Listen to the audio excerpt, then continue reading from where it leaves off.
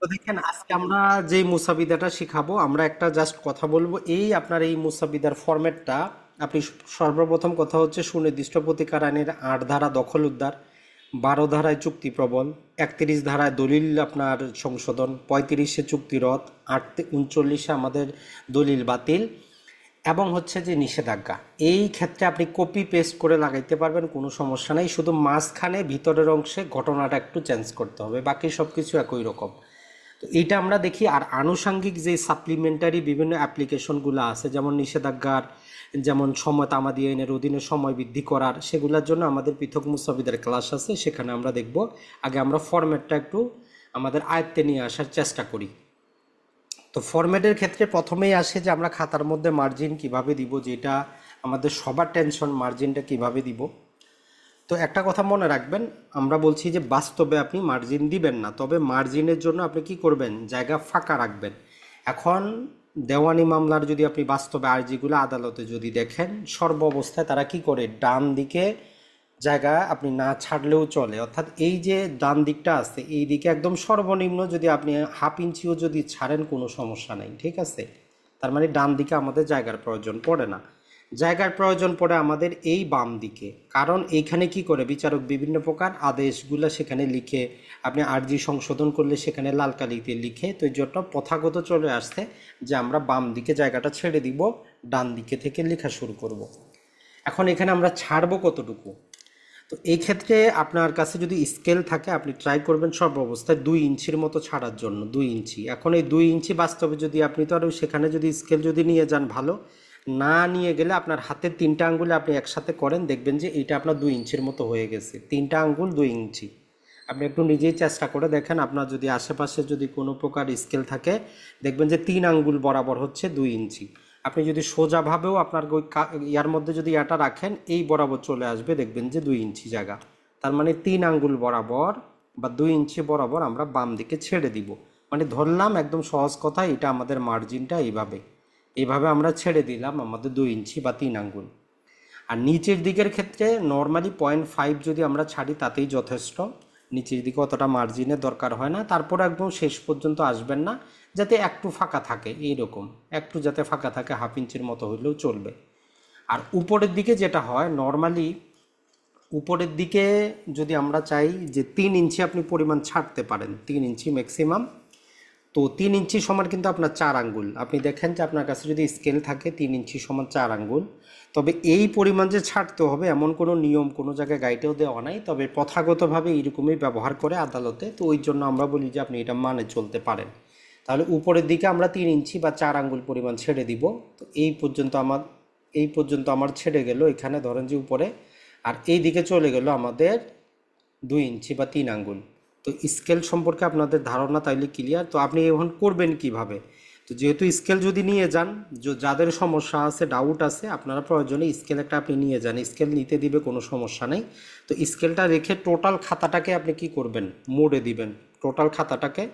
তাহলে আপনি একটা ধারণা পেয়ে যাবেন, যেহেতু আপনি বাস্তবে করবেন না। আর যদি একান্তই আপনার তারপরও ডাউট থাকে, তো কিছু তো করার নাই, আপনি মার্জিন দিয়ে দেন, সমস্যা নেই। যাদের কনফিউশনে আছেন যে কতটুকু দিব, দিতে পারবো না, তাহলে এই দিকে আপনি স্কেলটা রেখে কি করেন, 2 ইঞ্চি দিয়ে দেন। আর উপরের দিকে আপনি 3 ইঞ্চি পরিমাণ দিয়ে দেন। এখন যেহেতু যাদের সমস্যা, এই কনফিউশনে আপনি পড়াশোনা নষ্ট না করে, যদি আপনার একান্তই সমস্যা থাকে আপনি দিয়ে দেন। তবে যেটা বাস্তবতা বা যেটা প্র্যাকটিস হচ্ছে যে বাস্তবে আপনি দিবেন না, যেটা আপনার ট্রাই হয়। তো আসেন এখন আমরা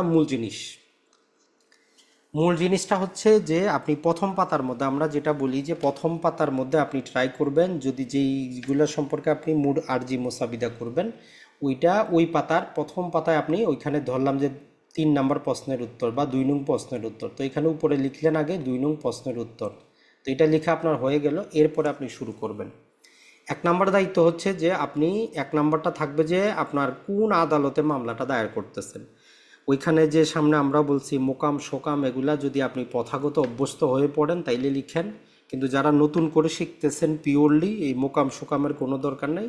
সরাসরি বিজ্ঞ সহকারী জজ আদালত নির্দিষ্টটা যদি কাল্পনিক হয়, অথবা যদি উল্লেখ করা থাকে ঘটনার মধ্যে, তাইলে সেটা লিখবেন। অথবা আপনার যেই জেলা বা আপনি যে আদালতে প্র্যাকটিস করতে চাচ্ছেন সেটা দিয়ে সবসময় ট্রাই করবেন, তাইলে আপনার জন্য ইজি হবে। তাহলে 1 নম্বর দায়িত্ব হচ্ছে আদালতের নাম। 2 নম্বরটা হচ্ছে মোকদ্দমার নাম্বার লিখে এখানে একটু ফাঁকা রাখবেন এবং পরে সালটা দিয়ে দিবেন, কারণ এই নাম্বারটা আপনি তো পড়বেন না, এটা আপনার আর্জিটা জমা দেওয়ার পর পরবর্তীতে পড়ে। এরপরে চলে আসবে আপনার বাদীর নাম ঠিকানা। তো আর সিপিসিটা সংশোধন অলরেডি হয়েছে, আপনারা জানেন, কার্যকর হয়ে গেছে। তো আগে আমরা সাধারণ নাম ঠিকানা শুধু লিখতাম, তার নাম, তার ঠিকানা, বাবার নাম, মায়ের নাম। এখন আপনি অবশ্যই মোবাইল নাম্বার এবং আইডি, ন্যাশনাল যে জাতীয় পরিচয়পত্র বা আইডি নাম্বার, এই অপশনটা রাখবেন। প্রয়োজনে আপনি এখানে খালি রাখবেন, তবে এই জিনিসটা দিয়ে রাখবেন। তাহলে এইটা এখন থেকে প্র্যাকটিস করা শুরু করবেন। একই রকম ক্ষেত্রে এখন বিবাদীর ক্ষেত্রে সিপিসি যেটা সংশোধন করা হয়েছে সেটা কিন্তু বাধ্যতামূলকভাবে বলে নাই যে বিবাদীর আপনার মোবাইল, বিবাদীর আইডি কার্ড দিতে হবে। বলতেছে যে যদি সম্ভব হয়, যতটুকু পারা যায়, বিবাদী সম্পর্কে যত বেশি তথ্য পাওয়া যায় তত বেশি দিবেন। মানে যদি তার মোবাইল নাম্বার পাওয়া যায় অ্যাড করে দিবেন, যদি ন্যাশনাল আইডি পাওয়া যায় সেটা অ্যাড করে দিবেন, যদি ইমেল পাওয়া যায় অ্যাড করে দিবেন। বাদীর ক্ষেত্রে বাধ্যতামূলক, কিন্তু বিবাদীর ক্ষেত্রে যতটুকু পাওয়া যায়। তো আমরা ধরতেছি যে বিবাদীর ক্ষেত্রে আমরা সব পাইলাম। তার মানে বাদী বিবাদী উভয়ের একদম ঠিকানাটা আমরা তাদের মোবাইল নাম্বার এবং আইডি নাম্বার লিখে রাখবো, বাস্তবে আমাদের দেওয়ার দরকার নেই। এরপরে চলে আসি আমাদের 5 নম্বরে। তো তাই বলে এখানে আপনারা আবার নাম্বারিং করবেন না, এরকম আমরা যেগুলো 5 নম্বর দিলাম এখানে নাম্বারিং করবেন না, জাস্ট আপনাদেরকে বোঝানোর জন্য আমরা দিয়েছি। চুক্তি প্রবলের মোকদ্দমা আমরা দিলাম। আমাদের গত ক্লাসে ছিল 8 ধারায় আমাদের দখল উদ্ধার, আজকে হচ্ছে চুক্তি প্রবল। তো এখানে দেখেন, স্যার সামনে বিষয় লিখতে হবে না? না বিষয় লেখার দরকার না, আপনি বিষয় লিখবেন না। তো যেটা বললাম, বিষয় কিছুই লাগবে না। চুক্তি প্রবলের মোকদ্দমা, কথা বলছেন কিনা, কোনো বিষয় লিখবেন না। যেমন প্রথমে বলছি মোকামও লিখবেন না, তারপরে এটারে বিষয়ও লিখবেন না, চুক্তি প্রবলের মোকদ্দমা। আর এই তায়েদারটা যদি আপনার অভ্যস্ত হয় তায়েদার লিখবেন, অথবা আপনি লিখবেন যে নালিশি বিষয়বস্তুর মূল্যমান, ওটাও চলবে, কোনো সমস্যা নাই। তবে ম্যাক্সিমাম তায়াদাত ব্যবহার করে, মানে নালিশি বিষয়বস্তুর মূল্য। তো আপনি চাইলে শব্দটাও ছোট আছে ওইটা দিয়ে দিতে পারেন। এখানে আপনি সংখ্যায় লেখার পাশাপাশি আপনি আবার কথায়ও লিখবেন। তাহলে এই 6টা জিনিস আপনি মুখস্থ করে নেবেন একদম। একটা হচ্ছে আদালতের নাম, তার মোকদ্দমা নম্বর, বাদীর নাম, বিবাদীর নাম, বিষয়বস্তু, তায়দাদ। এই 6টা মাথায় নিয়ে নেবেন যে এই 6টা বাদীর আপনি নাম ঠিকানার ক্ষেত্রে বাদীর বলেন। নাম ঠিকানার ক্ষেত্রে এখানে ওই থানা, জেলা, এগুলো থানা লেখা হয়নি, এটা কি লাগবে? না, লাগবে না। ভাই আপনি একটা কথা বলি, আপনাদেরকে তো সমস্যা হচ্ছে, আপনাকে আমরা বলতেছি যে ভাই কি করেন, একটু মাথাটা খুলেন। কথা হচ্ছে আদালতের আদেশ আছে, আইনও সংশোধন হচ্ছে, যত ডিটেইল পরিমাণ দেওয়া যায়। কথাটা কি আপনি বুঝেন নাই? তাহলে আপনার নাম ঠিকানা আপনি কেন দিবেন না? আপনার নাম ঠিকানা বলতে শুনেন, আপনার নাম ঠিকানা বললে আপনি কি শুধু বলবেন চট্টগ্রাম জেলায় থাকি? আপনার ছানা দিবেন না, আপনার বাড়ির ঠিকানা দিবেন না। কথাটা বুঝছেন কিনা? মাথা একটু খুলেন। এখন আমরা, আপনারা কিন্তু এখন আর ছাত্র নাই, কথা বুঝছেন? এই জন্যই বলতেছি যে নিজের মাথাটা একটু চিন্তা করেন। আপনি এক জায়গায় একটা মামলা দায়ের করতেছেন, এরকম ভুয়া প্রতারণামূলক বাদী ছিল, ওই জন্য হাইকোর্টের আদেশ হয়েছে আইডি নাম্বার দিবেন, মোবাইল নাম্বার দিবেন, তাছাড়া আদালত মামলা নিবে না। এখন সিপিসি সংশোধন করছে, যেটা কার্যকর হয়েছে, যে অবশ্যই ইমেল অ্যাড্রেস দেওয়ার চেষ্টা করবেন, মোবাইল নাম্বার দেওয়ার দিতেই হবে, আইডি নাম্বার বাদী হইলে দিতেই হবে বাধ্যতামূলক, নাইলে আর্জিটা ফেরত দিবে। কিন্তু বিবাদীর ক্ষেত্রে তো আপনি পারবেন না। বিবাদীর ক্ষেত্রে বলা হয়েছে যতটুকু পারা যায়, তার সম্পর্কে যতটুকু তথ্য দিতে পারেন তত ভালো। এবার কি বুঝতে পারছেন? মানে আপনার একদম ঠিকানাটা আপনি দিয়ে দিবেন, সেখানে প্রয়োজনে গ্রাম, তারপরে যদি ব্লক নাম্বার, বাড়ি নাম্বার থাকে সেটাও এন্ট্রি করতে পারবেন, কোনো সমস্যা নেই। মাথা ঢুকছে জি, এবার? ধন্যবাদ। যে ওইটাই জি, বলি জি। যে এগুলো হচ্ছে ছোটখাটো বিষয়। ঠিকানা কি, এখন যদি আপনি লিখিত পরীক্ষায় আসে বলেন যে ভাই ঠিকানা কিভাবে লিখবো, তাইলে কিন্তু দুঃখজনক ব্যাপার, বুঝছেন? এটা হচ্ছে কথা। তাহলে বাদীর জন্য এগুলো একদম বাধ্যতামূলক, বিবাদীর জন্য যতটুকু পারা যায়। তাহলে বিবাদীর জন্য আপনি যতটুকু সম্ভব, যতটুকু কালেক্ট করতে পারেন ততটুকু দিবেন। তাহলে প্রথম পাতায় এই 6টা জিনিস, একটু মাথাটা একটু চোখটা বন্ধ করে চিন্তা করেন যে প্রথম পাতায় 6টা জিনিস লাগবে, এটা মুখস্থ হয়েছে কিনা।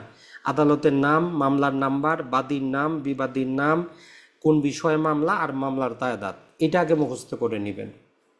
এরপরে আমরা বলি যে সর্বাবস্থায় প্রথম পাতায় এখন থেকে প্র্যাকটিস করেন অ্যাটলিস্ট এই যে বাদী পক্ষের নিবেদন, এই যে এই শব্দটা লেখার মতো জায়গা যাতে আপনার প্রথম পাতায় থাকে। মানে এখন আপনি যে কাগজে প্র্যাকটিস করতেছেন, প্র্যাকটিসটা এরকম যাতে হয় যে প্রথম পাতার মধ্যেই আপনি বাদী পক্ষের আবেদন, এই যে এই শব্দটুকুরও যাতে জায়গাটা থাকে। আর 2টা জিনিস আমরা বলি যে যেমন আমরা ধরেন যে এই যে বিনীত নিবেদন, এই যে পরম করুণাময় আল্লাহর নামে শুরু করলাম, এই রকম দুইটা জিনিস আপনাদেরকে বলছি যে এই দুইটা পাইকারি হারে মুখস্থ করে নেন। যে বাদী একজন সহজ সরল আইনের প্রতি শ্রদ্ধাশীল বাংলাদেশের নাগরিক, আর অপরপক্ষে বিবাদী একজন পরধনলোভী দখলবাজ এবং প্রভাবশালী ব্যক্তি এলাকার। এই দুইটা শব্দ আপনি বাই ডিফল্ট লিখেন, সব মামলায় আপনি চালায় দিবেন কপি পেস্ট করে। তাহলে প্রথম পাতা নিয়ে কি আর কারো কোনো প্রশ্ন আছে? আগে এটা বললেন, প্রথম পাতাতে কি আর কারো কোনো ডাউট আছে? থাকলে একবারে বলেন যে প্রথম পাতাতে আমার এই ডাউটটা আছে। এটা আপনি প্রথম পাতাতে সাজাবেন, আর যে প্রথম পাতায় যাতে এই জিনিসটা থাকে। এখন থেকে ওইভাবে প্র্যাকটিস করবেন যে যেই কাগজে আপনি লিখবেন ওই কাগজের প্রথম পাতায় যাতে এই 6টা প্লাস 7 নাম্বারের এই দুইটা জিনিস আসে আপনার। পারবেন তো নাকি?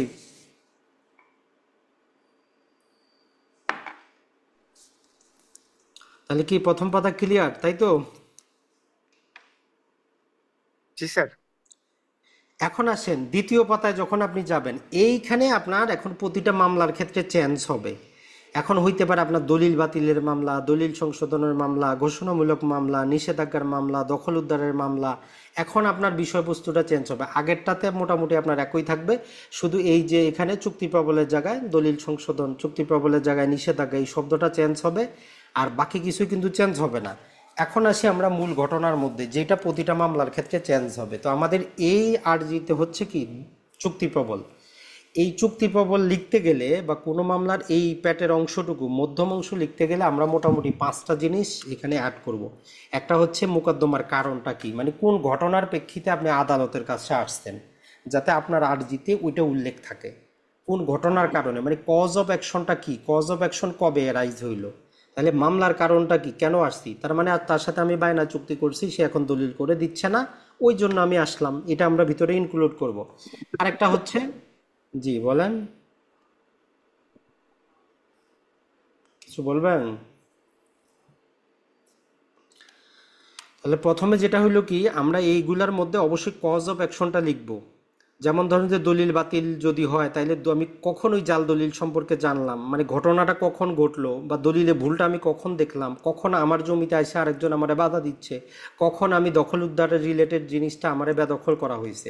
তাহলে প্রথমে আমরা কি করব, মোকদ্দমার কারণটা, কজ অফ অ্যাকশনটা, আমরা ঘটনাটা বর্ণনা করব। মূল কথা হচ্ছে যে ঘটনাটা কি, কেন আমি আদালতের কাছে আসলাম, ওইটাই হচ্ছে আমার কজ অফ অ্যাকশন। যেভাবেই লিখি ওইটা যাতে আমার থাকে। 2 নাম্বারটা হচ্ছে আমরা কজ অফ অ্যাকশন অ্যারাইজ হওয়ার পরে তামাদির সময়ের মধ্যে আমরা মামলাটা দায়ের করতেছি কিনা। নর্মাল ক্ষেত্রে আমরা তামাদির সময়ের মধ্যেই করি, আর দেওয়ানি মামলা তামাদির সময়ের পরে করা যায় না। তারপরে আমরা তামাদি সম্পর্কে একটা স্পষ্ট কি রাখবো, কলাম রাখবো, যে নির্ধারিত সময়ের মধ্যে আমি মামলাটা দায়ের করতেছি। এরপরে আমরা আমরা যে বিষয় প্রতিকারটা চাচ্ছি তার সুট ভ্যালু করব। অর্থাৎ আমরা সেখানে জাস্ট লিখব যে উপযুক্ত অনুযায়ী সুট ভ্যালু বা মামলার মূল্যবান নির্ধারণ করা হয়েছে। তারপরে হচ্ছে ওই নির্ধারিত মোতাবেক আমি কোর্ট ফি জমা করছি। তারপরে জাস্ট লিখবো আদালতের এখতিয়ার, অর্থাৎ এই বিষয়বস্তুগত বলেন আর আর্থিক বলেন, এই আদালতের এখতিয়ারাধীন বলে এই আদালতে মামলাটা দায়ের করলাম। এই 5টা জিনিস আপনি যেভাবেই লিখেন, আপনি যে গাইড বই থেকে দেখেন, দেখবেন যে ওই 5টা জিনিস আছে কিনা। যদি কোনো লেখক না ইনক্লুড করে, তার মানে সে আরজিটা লেখাই শিখে নাই। মূল কথা হচ্ছে এটা। আপনি যেইভাবে লিখেন, 100 পাতা লিখেন আর 200 পাতা লিখেন, আপনাকে এই কয়টা জিনিস রাখতে হবে: মামলার কারণটা কি, কজ অফ অ্যাকশনটা কি, তামাদির বর্ণনাটা, মূল্যবান, এটা হচ্ছে কোর্ট ফি এবং আদালতের এখতিয়ার। এগুলার কোনো একটা না যদি থাকে আপনি নাম্বার পাবেন না। সহজ কথা হচ্ছে এটা। এখন আমরা এটা এখন ধারাবাহিকভাবে আপনাদেরকে একটু শিখাই। আমরা বাদী সম্পর্কে লিখলাম, বাদী একজন নিরীহ সহজ সরল মানুষ, বিবাদী হচ্ছে একজন পরধনলোভী প্রভাবশালী আইন শৃঙ্খলা বিনষ্টকারী ব্যক্তি। তো এখানে 3 নাম্বারে দিয়ে আমরা এখানে কিন্তু আবার নাম্বারিং করবেন, কথাটা বুঝছেন আপনারা। এই সাথে কিন্তু নাম্বারিং করবেন না এখানে যখন বিনীত নিবেদন, এই যে কারণ আমাদের সিপিসির মধ্যে যে প্লেন্ট লেখার ক্ষেত্রে বলতেছে যে কনজুকেটিভ নাম্বার আকারে আমাদেরকে লিখতে হবে, একটার পর একটা আমরা নাম্বার দিব। তো এই জন্য প্রথমে লিখছি বাদী, তারপরে বিবাদী, এরপরে আমরা ঘটনার বর্ণনায় আসছি যে গত 11/10/2024 সালে বিবাদীর সহিত বাদীর একটি নিবন্ধিত বায়না দলিল মূলে 20 শতক জমি বিক্রয় করার বায়না চুক্তিতে আবদ্ধ হয়। মানে আমরা ঘটনাটা বর্ণনা করছি যে কত তারিখে আমি একটা নিবন্ধিত দলিলের মাধ্যমে তার সাথে বায়না করছি। এখন ওই চুক্তিতে 6 মাস সময় পার হয়ে যাওয়ায় গত 10/4/2025 সালে কিন্তু চুক্তি মোতাবেক দলিল নিবন্ধন করে দিচ্ছে না বিবাদী। একদম সিম্পল জিনিস, তার সাথে আমি চুক্তি করছি, চুক্তিতে আমার 6 মাস ছিল, সে সময়ের মধ্যে আমাকে দলিল করে দিচ্ছে না। এখন 6 মাস কবে অতিবাহিত হয়েছে? 10/4/2025 এখন যেহেতু এই যে 10/4 সালে 6 মাস শেষ হয়েছে, তাই সেই দিনই মামলার কারণ উদ্ভব হয়েছে, কজ অফ অ্যাকশন অ্যারাইজ হয়েছে। এখন আমি যদি এই 7 থেকে 1 বছরের মধ্যে আদালতে না যাই, আমি কিন্তু কি করতে পারবো না, তামাদি আইনের অনুচ্ছেদ 113 মোতাবেক আর যাইতে পারবো না। তো এখানে আমরা তামাদি আইনের অনুচ্ছেদ আমাদেরকে উল্লেখ করতে হবে না, কারণ আরজিতে আইনটাকে সুস্পষ্টভাবে উল্লেখ করা দরকার পড়ে না, শুধু ঘটনা বর্ণনা করতে হয়। তাহলে যেহেতু এই যে 10/4/2025 সালে 6 মাস শেষ হয়েছে, তাই সেই দিন থেকে মামলার কারণ মানে কজ অফ অ্যাকশন অ্যারাইজ হয়েছে। মামলার কারণ উদ্ভব হতে নির্ধারিত তামাদির মধ্যে মামলাটা দায়ের করা হলো। এখন আমরা বিচারককে বুঝাই দিলাম যে এই তারিখে উদ্ভব হয়েছে, এই তামাদির মধ্যে আমরা মামলাটা দায়ের করতেছি। আর চুক্তিতে উল্লেখিত টাকার মূল্যই, এখন ধরেন যে বায়না চুক্তিতে অলরেডি আমার সুট ভ্যালু করা আছে, 1 কোটি টাকার সম্পত্তি হইলে 1 কোটি, 50 হইলে 50, নতুন করে সুট ভ্যালু করার আমার কোনো প্রয়োজন নাই। কিন্তু অন্য সম্পত্তি হইলে সুট ভ্যালু করতে হবে। যেহেতু আমার চুক্তি, ওই চুক্তিতে লেখা আছে বায়না চুক্তিতে যে জমির দাম কত, অগ্রিম পরিশোধ কত, আগামীতে কত দিতে হবে, তাহলে চুক্তিতে উল্লেখিত টাকার মূল্যই সুট ভ্যালু হিসাবে গণ্য হবে। মানে ওই বায়না দলিলে যত টাকা মূল্য আছে তত টাকাই সুট ভ্যালু। আর ওই ভ্যালু অনুযায়ী আমি কোর্ট ফি সংযুক্ত করছি বা কোর্ট ফি প্রদান করলাম, যে শব্দ আপনি দিতে চান। তারপরে আদালতের এখতিয়ারের ক্ষেত্রে মোকদ্দমাটির স্থান এবং আর্থিক মূল্যবান এই আদালতের এখতিয়ারাধীন, তাই এই আদালতে চুক্তি প্রবলের মোকদ্দমা দায়ের করা হইল। তো এর চাইতে সহজ ফরম্যাট আমি মনে করি যে আপনার আর হইতে পারে না। আপনি শুধু লক্ষ্য রাখবেন এই জিনিসগুলো আসছে কিনা, ঘটনাটা বর্ণনা করছেন কিনা, যাতে কজ অফ অ্যাকশন অ্যারাইজ হয়, অ্যারাইজ হওয়ার পর থেকে তামাদির মধ্যে মামলাটা দায়ের করতেছেন কিনা, আর যে বিষয় মামলা তার মূল্যবান কত, আর সেই অনুযায়ী আপনি কোর্ট ফি দিচ্ছেন কিনা, আর আদালতের এখতিয়ার আছে কিনা। এই কয়টা জিনিস যদি আপনি উল্লেখ করতে পারেন, আপনি যদি 2 পাতাও লিখেন আপনি 10-এ 10 পাবেন। আর এইগুলা বাদ দিয়ে আপনি যদি কাহিনী লিখে 10 পাতাও লিখেন আপনি 0 পাবেন। কারণ আমরা চাই যে মূল স্ট্রাকচার ঠিক থাকুক। এখন আসি, যেহেতু আমাদের এটা কি হচ্ছে, এটা চলে গেল, এরপরে আসবে আপনার প্রেয়ার বা প্রার্থনা। আপনি কি চাচ্ছেন? আদালতের কাছে যদি আপনি কিছু না চান, আদালত কিন্তু আপনারে দিবে না। তার মানে এই মূল জিনিসটা হচ্ছে আদালতের কাছে কিছু চাইতে হবে। এখন এই ক্ষেত্রে 4টা জিনিস মনে রাখবেন, যে অল্টারনেটিভ করে 3টা সবসময় আপনাকে সব মামলায় চাইতে হবে। 1 নাম্বারটা তো সব মামলাই চাবেন, দখল উদ্ধার হোক, চুক্তি প্রবল, চুক্তি বাতিল, যেটাই হোক, সেটা হচ্ছে মূল প্রতিকারটা কি। আমরা গেছি চুক্তি প্রবল করতে, তাই আদালতের কাছে চাইবো আদালত যাতে চুক্তিটা প্রবল করে দেয়। আমরা গেছি দলিল বাতিল করতে, আদালত যাতে বাতিল করে দেয়। আমরা চাইছি নিষেধাজ্ঞা, তার মানে মূল দাবিটা আগে চাইবেন। যে এখানে দেখেন নালিশি সম্পত্তি লিখতে পারেন, তর্কিত সম্পত্তি লিখতে পারেন, বিরোধীয় সম্পত্তি লিখতে পারেন, বা বিরোধীয় চুক্তিও লিখতে পারেন। তো আমরা এখানে দিলাম যে তর্কিত সম্পত্তির চুক্তি মোতাবেক চুক্তি প্রবলের ডিক্রি বাদী পক্ষে দেওয়া হোক। সহজ কথা হচ্ছে ডিক্রিটা আমার পক্ষে দেওয়া হোক, মানে চুক্তিটার বাস্তবায়ন করে দেওয়া হোক। এটা হচ্ছে মূল দাবি। এটা সব আর্জিতে আপনার থাকতে হবে। 2 নাম্বারটা হচ্ছে, এটাও সব মামলা আপনার থাকবে, সেটা হচ্ছে যে একটা কস্ট। মামলা করার ক্ষেত্রে নর্মালি আমরা সিপিসির 35-এ জানি যে মামলার একটা খরচ আছে। এটা বিচারক কী করবেন, যিনি মামলাটা জিতবেন তাকে অপর পক্ষ থেকে আদায় করে দিবেন, এটা হচ্ছে আইনের নিয়ম। আর যদি আদায় করে না দেন, বিচারক লিখেন যে বিনা খরচায়। এখন বিচারক যদি বিনা খরচায় না লিখেন, তাকে কারণ লিখতে হয়। বাস্তবে কোনো বিচারক লিখেন না, সিপিসির আদেশ তারাই পালন করেন না। তো যাই হোক, আপনি সর্বাবস্থায় চাবেন আপনি মামলা করতে যে খরচটা হয়েছে আপনার, এই খরচটা যাতে ওই পক্ষ কাছ থেকে আদায় করা হয়। তো এই জন্য মোকদ্দমার যাবতীয় খরচ বিবাদী হতে বাদী পক্ষে দেওয়ার আদেশ দেওয়া হোক। এই 2টা আপনার মেইন দাবি। প্রতিটা মামলার ক্ষেত্রে আপনি কপি পেস্ট করে লাগাবেন প্রতিটাতে। এখন 3 নাম্বারটা আপনার নির্ভর করবে কোন প্রকারের মামলা। দখল উদ্ধার হইলে আপনি মিন্স প্রফিট চাবেন, চুক্তি প্রবল হইলে সেখানে এডিশনাল ক্ষতি চাবেন। আর চুক্তি প্রবলের মামলায় আপনারা 37 নাম্বার এসআরএক্টে আপনার সেকশনটা মনে থাকা দরকার, যে চুক্তি প্রবলের মামলায় আমরা অল্টারনেটিভ হিসাবে চুক্তি বাতিলেরও আবেদন করতে পারি, যাতে দ্বিতীয়বার আদালতে না আসতে হয়। তো যেহেতু আমরা একটা চুক্তি প্রবল মামলা করছি, তাহলে আমরা কি করব, এখানে 3 নাম্বার একটা লিখে দিব যে বাদীকে পর্যাপ্ত ক্ষতিপূরণ প্রদান করা হোক। আর অথবা এই ক্ষেত্রে এই 3টা ছিল কি আমাদের এবং এবং এবং আমাকে এই সবগুলো দেওয়া হোক। এখন চলে আসছি যে কোনো কারণবশত ধরেন যে আপনি কি করলেন, 1 কোটি টাকা সম্পত্তি বায়না করছেন, তাকে 50 লাখ টাকা দিয়ে দিছেন। 6 মাস হয়ে গেছে, আপনার 50 লাখ টাকা তো লাভ আসতো, তাই না? এখন সে ব্যবহার করছে, টাকাটা কিভাবে ফেরত পাবেন? চুক্তি আদালত প্রবল করে দিবে না।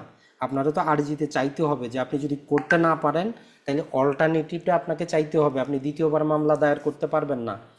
তো আমরা সুনির্দিষ্ট প্রতিকার আইনের আমাদের 29 ধারা কি বলে, যে একবারে যদি খারিজ হয় তাহলে কিন্তু আপনি দ্বিতীয়বার ক্ষতিপূরণের মামলা দায়ের করতে পারবেন না।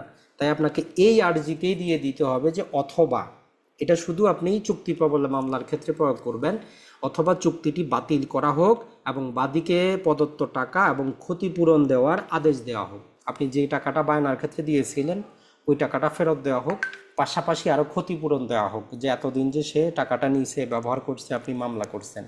তাহলে এই উপরের তিনটা হবে এবং আর নিচেরটা হবে অথবা। আর এটা শুধুমাত্র চুক্তি প্রবল মামলার ক্ষেত্রে আমরা ওই 37 নম্বর সেকশনটা ব্যবহার করছি, যে চুক্তি প্রবলের মামলার ক্ষেত্রে বিকল্প হিসাবে চুক্তি বাতিলের আবেদন করা যায়। আর ওইটাই আমাদের করতে হবে, যেহেতু আদালত প্রবল না করলে যাতে আমার যে 50 লাখ টাকা আমি দিয়েছি সেটা ফেরত পাই, যাতে মামলা করছি সেই টাকাটাও ফেরত পাই। এটা হচ্ছে আমাদের প্রার্থনা। তাহলে 4টা জিনিসের মধ্যে 3টা সব জায়গায় থাকবে: মূল দাবি, মামলার খরচ, ক্ষতিপূরণ। মূল দাবি, মামলার খরচ, ক্ষতিপূরণ। আরেকটা অন্যান্যটা নির্ভর করবে, আপনার দখল উদ্ধার হইলে মিন্স প্রফিট চাবেন, অন্যান্য চুক্তি প্রবল হইলে সেক্ষেত্রে আপনি অল্টারনেটিভ জিনিস চাবেন যে চুক্তিটা বাতিল করা হোক। আর এত কিছু যদি মাথায় না ধরে, প্রথম 3টা লিখে দিবেন যে মূল দাবি, খরচ এবং ক্ষতিপূরণ দেওয়া হোক। এখন আসি, যেহেতু সম্পত্তি রিলেটেড, অবশ্যই আপনাকে সম্পত্তির পরিচয়টা দিতে হবে, তফসিলটা দিতে হবে। এখন এই তফসিলে কয়েকটা শব্দ আমাদের বুঝে আসে না, জেল নাম্বার, মৌজা নাম্বার। তো এগুলো আপনি বুঝেন আর না বুঝেন, এখন বোঝার সময় নেই, শুধু একটার জন্য প্র্যাকটিস করেন, তাহলে কিন্তু বুঝবেন। আপনার জেলা তো আপনি বুঝেন যে আপনার জেলা, জেলার ভিতরে থাকে আপনার থানা, তার মানে নির্দিষ্ট জেলা, নির্দিষ্ট থানা। ওই থানার জমিগুলোকে নির্দিষ্ট কয়টা ভাগে ভাগ করা হয়েছে, যেমন বর্তমানে আমাদের ইউনিয়নগুলো আছে। তো ওই আগে ইউনিয়ন ছিল না, জমির ক্ষেত্রে মৌজা ছিল, তো ওই মৌজাটাই ধরে নিতে পারেন আপনি। তো মৌজাটা থাকবে, একটা নির্দিষ্ট মৌজার নাম মুখস্থ করে নেবেন। আর জেল নাম্বার হচ্ছে ওই মৌজার কনজিকিউটিভ যে নাম্বারিং, অর্থাৎ কয়টা নাম আমি মনে রাখবো। একটা থানার মধ্যে 100টা মৌজা থাকে, তো ওই জন্য 1 2 3 4 করে 100 পর্যন্ত নাম্বারিং করা হয়। তো এই দুটা জিনিস অনেকে বুঝেন না, মৌজার জেল নাম্বার হচ্ছে এইটা। না বুঝলেও সমস্যা নেই, এখন জাস্ট একবার মুখস্থ করে নেন যে জেলা থাকবে, জেলার পরে থানা, থানার পরে মৌজা, মৌজার পরে জেল নাম্বার।